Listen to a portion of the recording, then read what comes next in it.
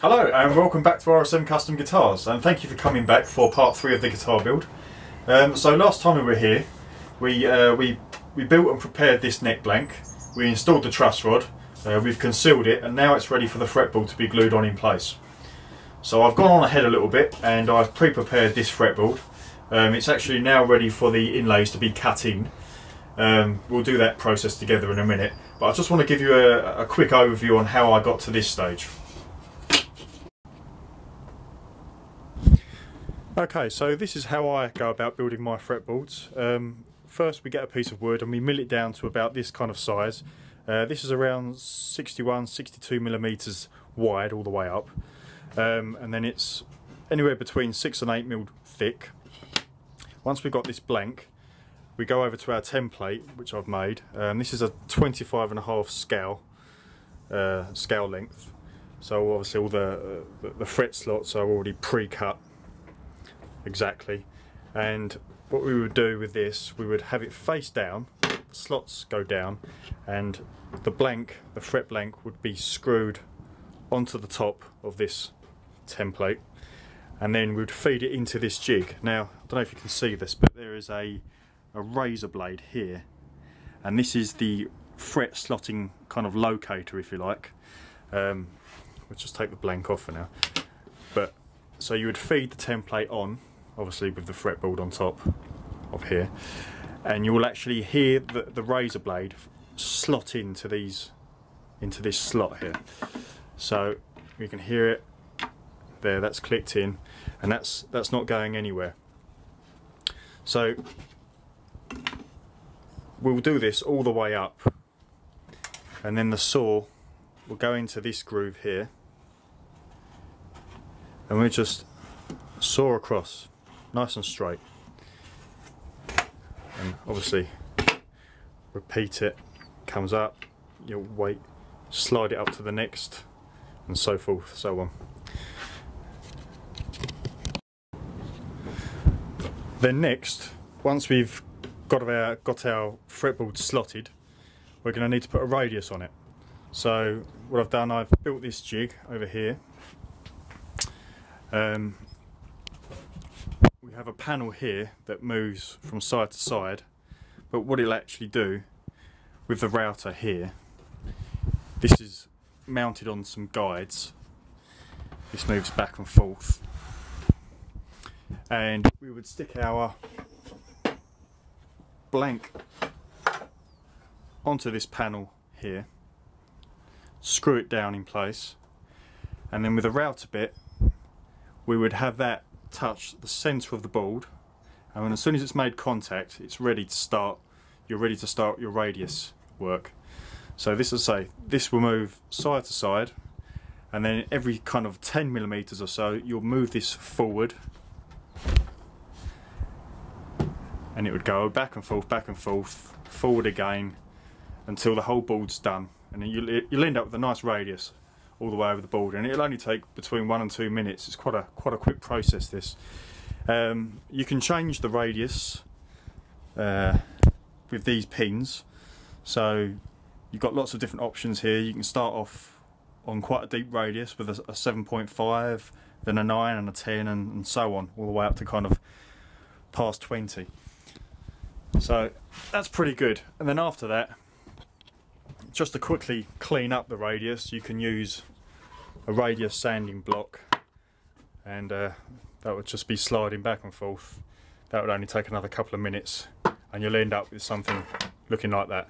On this particular board I've made some winch bindings on it, but that's another process, we can go into that another time. But for now anyway, this is now ready for the inlays to be cut in, and we'll cover that now. Okay, so we now have the fretboard secured down on a board. Now we're going to route out this inlay cavity here. We've got the router bit at the correct depth that we need. I've already pre-cut a piece of inlay here, and that will just go in there like so. I'm going to leave about 1 millimeter away from the line, and then we're going to clean up the edges with a sharp chisel. So here we go.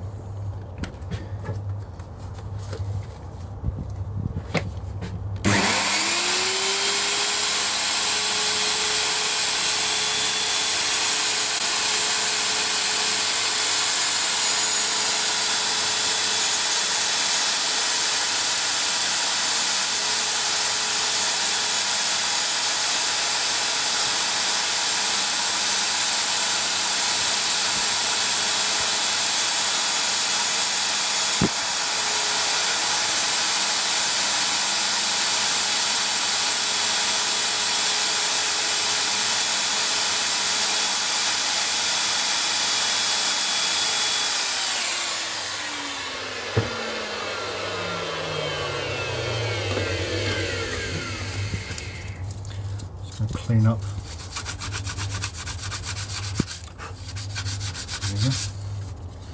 So as you can see, we've still got some work to do on the lines.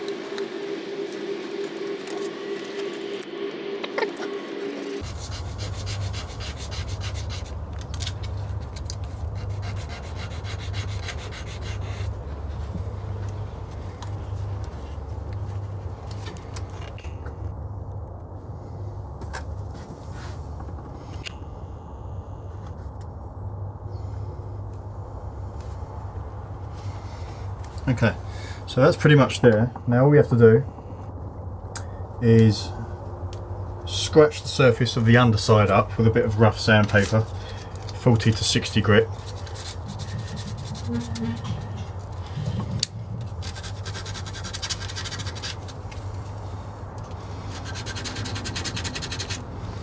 Once we've done that, now the resin glue has got something to grip onto, to bond with when you fill up the cavity with glue. So in a minute we're just going to fill this area out with glue, place that in there, clamp it down, and then that'll be it. Okay, so the inlay is ready to glue in now. So on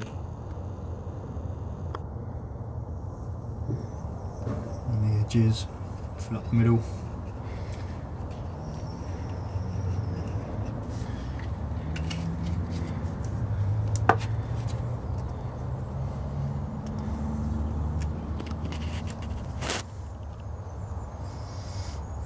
You will get a bit of overspill. Let's just clean that off. This is all going to be sanded anyway, so everything's going to get nice and clean. And now with a minuscule gap around it, what we're going to do is we're going to use some very light gauge sandpaper, like 240, and then you're going to get some very light sawdust fall into the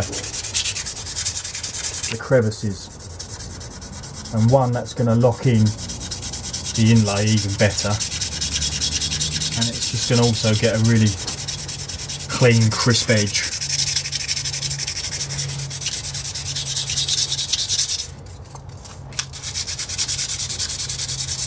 So you've got the sawdust mixed in with the glue.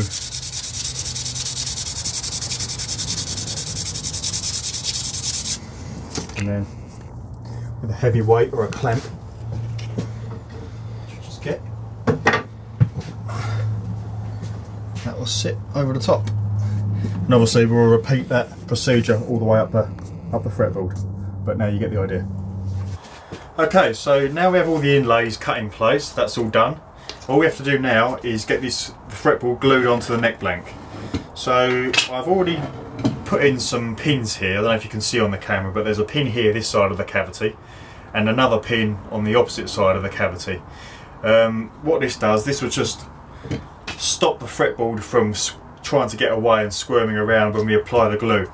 Because usually what would happen, you apply the glue, and as soon as the pressure from the clamps go on, the fretboard will start to want to move around. So with these pins in place, what will happen now is there's a couple of small pin holes. Where are they? There's a pinhole here and another pinhole at the top, and as soon as that locates the pin, that will lock in, and now when the clamps go on, that won't move at all. So we'll get this glued now, and then that will be the next stage finished.